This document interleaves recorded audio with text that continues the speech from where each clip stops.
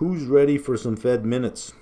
We're going to go through the staff economic outlook. We've got a couple of paragraphs here, and then the bulk of it will be the participants' view. It's going to be shorter than previous dives into the minutes because we've seen a lot of the paragraphs before.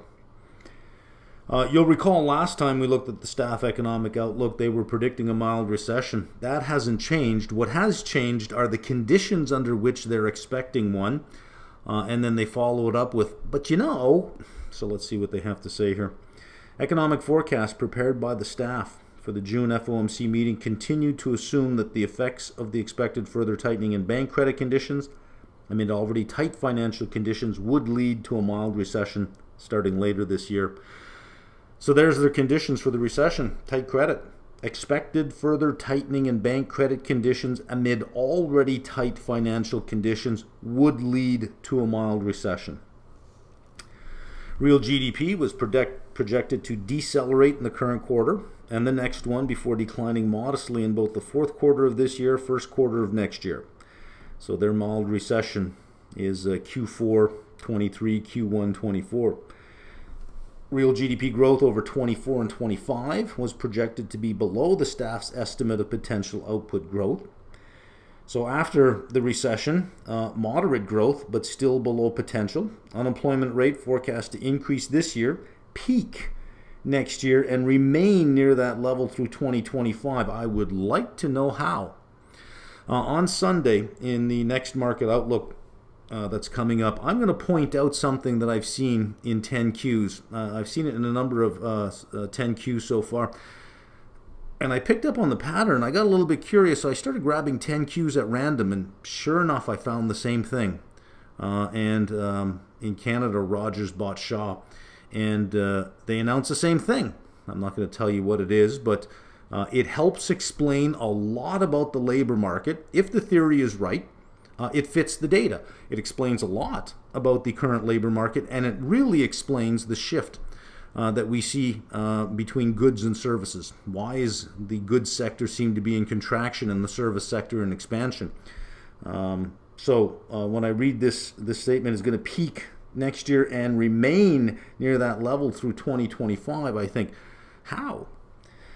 Current tight resource utilization in both product and labor markets was forecast to ease, with the level of real output moving below the staff's estimate of potential output in 2025. Unemployment rate rising above the staff's estimate of its natural rate at that time. The combination of that would take care of inflation. On a four-quarter change basis, total PCE price inflation, this is total now, projected to be 3% this year, with core inflation at 3.7%. Core goods inflation forecast to move down further this year and then remain subdued. I kind of agree with that. Housing services inflation was considered to have about peaked and was expected to move down over the rest of the year. I'm not seeing that. I'm seeing that the rent index and the housing price index are moving back up, and in some areas moving back up rapidly, so I can't agree with them on that sentence. Core non-housing services inflation was projected to slow gradually as nominal wage growth eased further. Okay, I can flip a coin on that one. This is where it gets interesting. This is sort of a new addition. Given the continued strength in labor market conditions and the resilience of consumer spending, however, the staff saw the possibility of the economy continuing to grow slowly and avoiding a downturn as almost as likely as the mild recession baseline. So almost as likely. Let's call it 50-50. Mild recession is their baseline, and the other side they're saying is almost as likely. Well, if it's 50-50, why is one the baseline? I mean, if it's 50-50, right? If you flip a coin, you say my baseline is heads. If you flip the coin and it's 50-50, why is your baseline heads? Couldn't it just be tails? This is almost as likely as the mild recession baseline. If that's your baseline, wouldn't it be 60%? Like, wouldn't it be the dominant one? It just seems odd to me that a group of educated people will call a 50% probability a baseline. I don't know. Okay, let's get on to the participants' view. And we're going to see some really interesting statements here. And one of them, I was puzzled about. I read it and I thought, oh, come on now. You can't be serious. And then I thought about it for a minute thinking, these are not dumb people. They wouldn't say something like that. But from what position would they say it from? And then suddenly the interpretation and the meaning of it changed. So I'll expand on it when I get there. That's called a hook, by the way, when I say something like that, and I'll tell you later, that's called a hook. It keeps you listening. Do you like it? Participants generally judged that growth would be subdued over the remainder of the year. Tell that to Q1 GDP. They assessed that the cumulative tightening of monetary policy over the past year had contributed significantly to more restrictive financial conditions and lower demand in the most interest rate sensitive sectors of the economy, especially housing and business investment. Well, last week's data called and they want that sentence back. Durable goods orders came in way above expectations. Well, that's where investment goes, into durable goods. Housing, the home builder index, well over 50 in expansion territory, from 42 at the beginning of the year to well over 50 in a 5-month period. Month over month, housing starts 22%. All the home builders blowing away earnings and raising guidance for the year, hitting 52-week highs week after week. I don't know so much that it's hit housing and business investment when you see the data over the last month. Even all the car companies that reported their sales, we've seen BYD, Tesla, Volvo knocked it out of the park as well. GM, what was it, 16% increase in car sales. All the car companies are reporting increases in sales, and that's an interest rate sensitive sector as well. The run rate's over 15 million now, up from 13.4 million, 7-8 months ago? So I don't know. I don't know that that's a true statement. Participants also acknowledged uncertainty about the lags with which monetary policy affects the economy and discussed the extent to which the full effects of monetary tightening on the economy had been realized. While total inflation had moderated over the past year, core inflation had not shown a sustained easing since the beginning of the year, with inflation. This next paragraph here, I've used 3 different colors because I think it's important. With inflation well above the committee's longer run 2% objective, participants expected that a period of below trend growth in real GDP and some softening in the labor market conditions would be needed to bring aggregate supply and aggregate demand into better balance and reduce inflationary pressures. Not may be needed. They're not saying, look, with everything we're doing, we may get below trend GDP and some softening in the labor market. That may happen. They're not saying that. It would be needed. In other words, it must happen. It has to happen. We have to get this to happen. So if, by the fourth quarter, if we see a mild recession by the fourth quarter and we see unemployment tick up to 4% or 4.1 and growth at 0% or between 0 and 0.5%. Don't start thinking that the Fed is going to start cutting rates, because they're saying right here, we need to see that. So once it shows up, we're not going to try to get rid of it. We need to see it. It would be needed. I think that pushes rate cuts into a territory of, oh my God, we broke something and we need to fix it now, or 2025. Participants generally noted that banking stresses had receded and conditions in the banking sector were much improved since early March. We get to see this month, we have earnings this month, and the banks lead off, remember? So in that first week of earnings, it's pretty much the financials that we'll hear from. We get to see what's going on there. We'll have that first. Several participants mentioned that credit conditions had not appeared to have tightened significantly beyond what would be expected in response to the monetary policy actions taken since early last year. Some participants judged it was still too early to assess with confidence the eventual effects of tighter bank credit conditions on economic activity, and noted that it would be important to monitor closely the potential effects of banking sector developments on credit conditions and economic activity. So, notice what it's saying.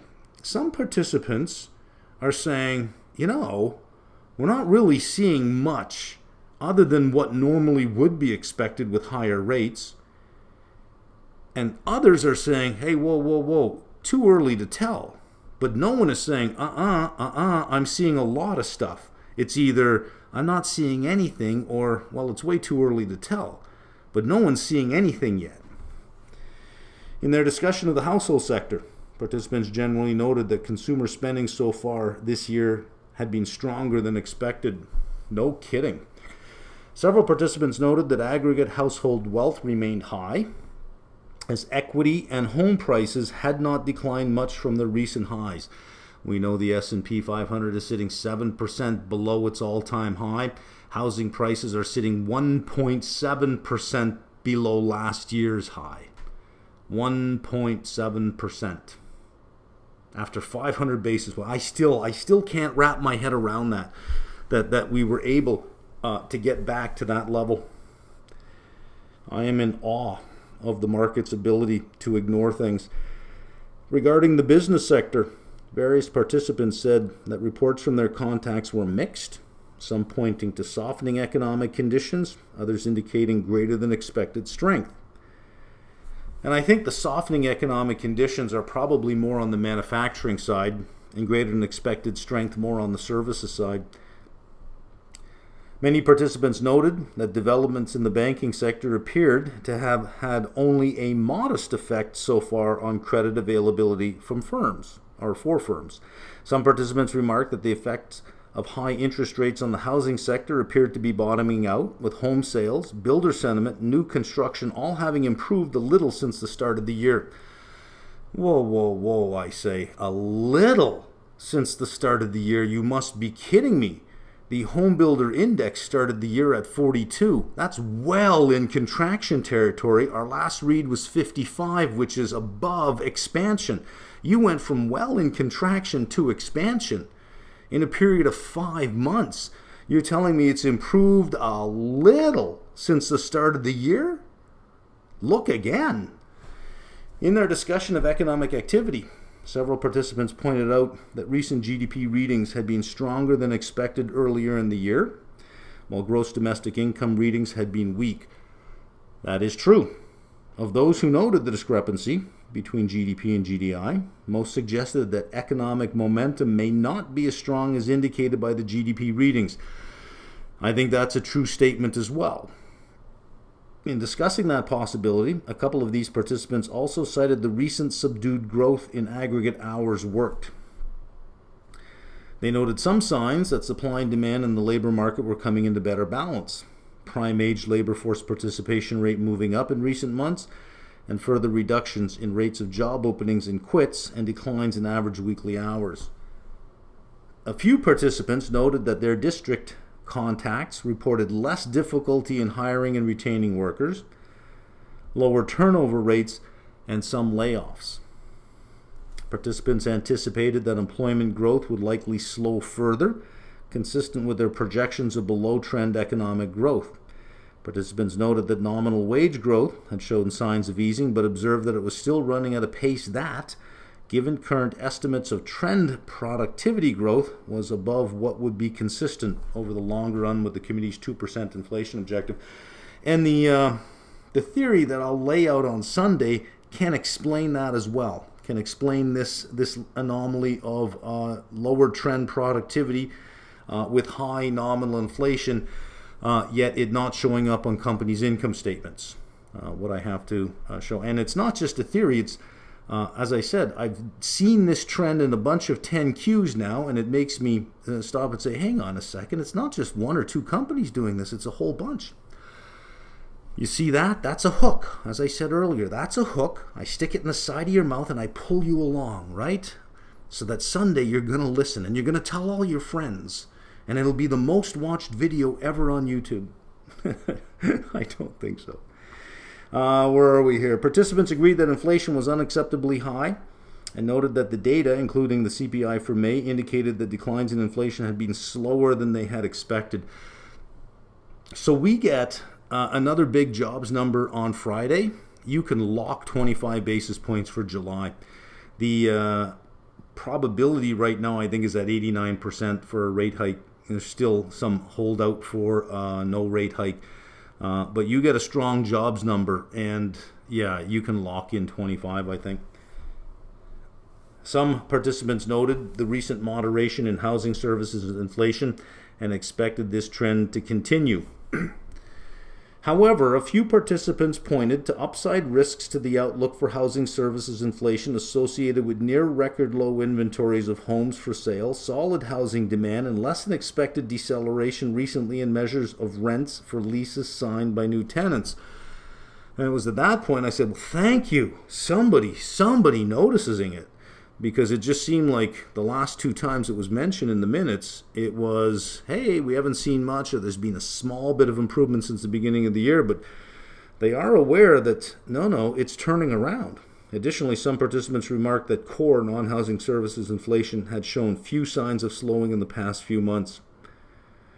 So we do have some participants pointing to upside risks to the outlook for housing services, and that non-housing services had shown few signs of slowing. And it starts off with participants agreed inflation was unacceptably high. It's not as if people in that room are saying, well, it's not that bad. I mean, it's coming down. It's high, but I wouldn't call it unacceptably high. They all agree it's unacceptably high. Some are saying, hey, you better keep your eye out on housing services. It's going back up. Interest rates don't seem to be working in the housing sector as well as we thought it would. And that non-housing services, that's not working at all. Participants noted that the full effects of monetary tightening had likely yet to be observed, though several highlighted the possibility that much of the effect of past monetary policy tightening may have already been realized. This is where I had to stop. And I thought, you got to be kidding me. All of it's working? There's no one out there that's immune from it? So I thought, how can you sit there and say something like that? And then I thought, well, hang on a second. These might be the hawks on the committee saying, listen, we need to raise rates. What they might be saying, one group is saying, look, these things work with a lag. And another group might be saying, look, lags aren't going to matter. Much of the economy is immune from interest rates.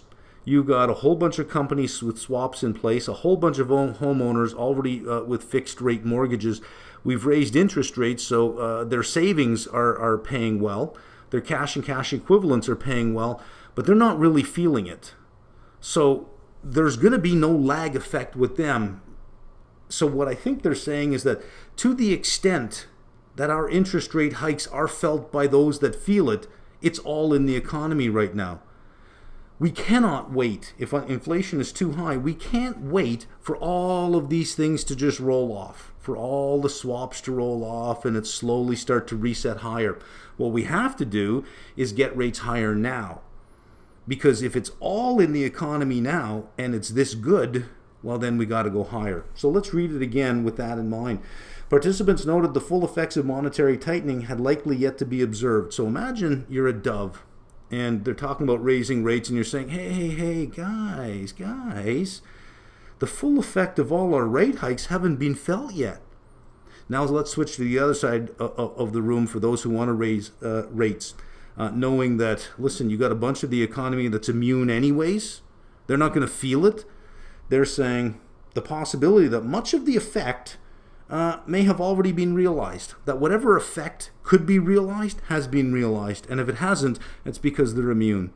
It's because they have financial instruments in place that have protected them from that, and they might be good for the next 2-3 years. But inflation, as we all agreed, remember a couple of paragraphs ago, guys, we all agreed was unacceptably high. We need to raise rates now. For those that still feel it, we can at least have an effect on them. So in rereading it, I think the doves are saying, hey, let's let the lags work. And the hawks are saying, lags aren't going to work. Lags aren't going to work when you're immune from this. We need to raise rates higher. Reading it in that light, okay, I think that makes a little bit of sense. If you're going to say, of all those companies and households and individuals that are immune because of interest rate sophistication, because of derivative use, because of fixed rate products, of all the ones that are immune, we don't have time to let all of that run off and have them all reset at higher rates. We don't have time.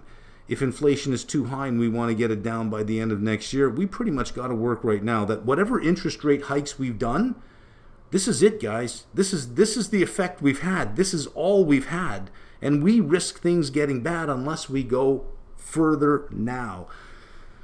So that's a pretty powerful little paragraph, I think. And I think it is highlighting the difference between doves and hawks. I don't know, you tell me what you think. Almost all participants judged it appropriate or acceptable to maintain the target range for the federal funds rate at 5 to 5.25% at this meeting.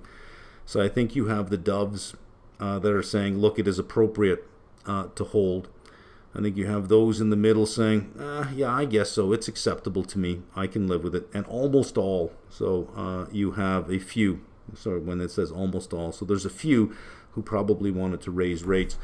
And we do see that happening down here. Some participants indicated they favored raising the target range for the federal funds rate 25 basis points at this meeting, or that they could have supported such a proposal. Participants favoring a 25 basis point increase noted that the labor market remained very tight. Momentum in economic activity had been stronger than earlier anticipated, and there were few clear signs that inflation was on a path to return to the committee's 2% objective over time. Now, you can disagree with them on that statement, but you're not in that room. That's what's being said in that room, right? All participants agreed that it was appropriate to continue the process of reducing the Federal Reserve securities holdings, as described in its previously announced plans for reducing the size of the Federal Reserve's balance sheet. I don't see that stopping at all.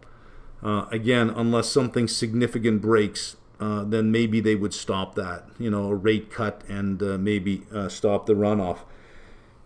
But something significant would have to break.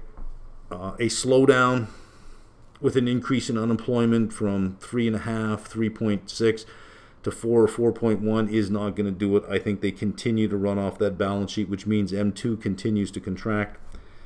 In discussing the policy outlook, all participants continued to anticipate that, with inflation still well above the committee's 2% goal and the labor market remaining very tight, maintaining a restrictive stance for monetary policy would be appropriate to achieve the committee's objectives. Almost all participants noted that in their economic projections that they judged that additional increases in the target federal funds rate during 2023 would be appropriate. Almost all, except for one guy. And I think everyone knows who it is. Raphael Bostic. Let's see what else we have. Many also noted that after rapidly tightening the stance of monetary policy last year, the committee had slowed the pace of tightening, and that a further moderation in the pace of policy firming was appropriate in order to provide additional time to observe the effects of cumulative tightening and assess their implications for policy. Participants agreed that their policy decisions at every meeting would continue to be based on the totality of incoming information and its implications for the economic outlook, as well as the balance of risks. They also emphasized the importance of communicating to the public their data-dependent approach. So what they're saying here is, look, we went 75 for a while, then we went 50, then we went 25. Nothing wrong with a skip 25, skip 25, and maybe even skip 25, skip 25. Sounds like the beginning of a song. I think we have one more paragraph here. Some participants noted concerns about the potential risks stemming from weakness in commercial real estate. That's new.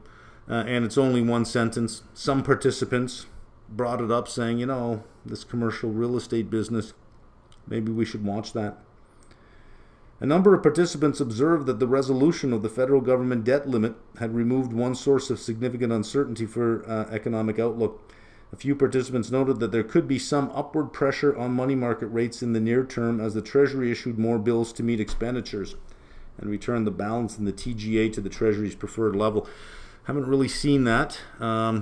Money market rates for the last couple of weeks have all been well behaved, well within the Fed's target range, increasing to above the target range for longer maturities once you get out to the 6 year and the 6 month and the 1 year, the 4 month, the 6 month, the 1 year. But it has been coming out of the reverse repo over the last week up until last Friday. We saw it under 2 trillion pretty much every day last week except Friday. But Friday was June 30th, the end of a quarter. It typically increases at the end of a quarter. So we'll see on Sunday's market outlook where the repo is sitting. Wouldn't surprise me to see it back under 2 trillion. Those participants observed that upward pressure on money market rates relative to the rate offered on the reverse repo facility could lead to a decline in the usage of that facility, and it has. It has been leading to a decline. And if you have a supply of T-bills at different maturities, so we issued some T-bills 2 weeks ago, well now they're 14-day T-bills or 16-day T-bills. So if you can go into the money market, you can find 2-day T-bills, 3 days, 4 days, 5 days, 10 days, 15, 20, 25, 40, 45. You can find T-bills across a bunch of dates that are paying more than 5.07, which is what the reverse repo is paying. Then you'll do it. Before the debt ceiling was lifted, there was simply just a shortage of it. I know that because I tried to buy some and I put the bid out and nothing. Sometimes you waited all day long and you got maybe 70,000 of the bid that you were trying to get, $70,000 worth at face value. So it just the liquidity just wasn't there. There was nothing there, and I'm small, so I can hang out all day and see if I get my bid. But if you're a money market fund, you can't sit overnight with your money not parked somewhere. You have to use something, and it's easier to use the reverse repo. But if there is a lot of issuance and a lot of T-bills floating around, a lot of liquidity in that space, they will use it, and we have seen it coming down. And I think the continual runoff of the balance sheet will also continue to lower the use of the reverse repo facility to the extent that they do allow T-bills to run off. So they have a limit each month of how much in bonds they'll let run off. Coupon-paying bonds are first. If there's not enough coupon-paying bonds, then they let T-bills run off. So I think that will continue to decline. And that's basically it. We see a Fed that appears not so fully in agreement as past minutes indicated. Some participants, were okay with pausing. Some found it acceptable to pause. Some wanted to hike. Some are saying, listen, hey, these things work with lags. And some are saying, by the time we wait for your lags, it's too late. The effect is already felt to the extent that it can be felt. We need to raise rates. So what are we looking at? We're looking at the job report. If the labor market continues to remain strong, I do not see them pausing for July. And then they may skip September and then hit it again in, I think it's November. Anyways, there are the minutes.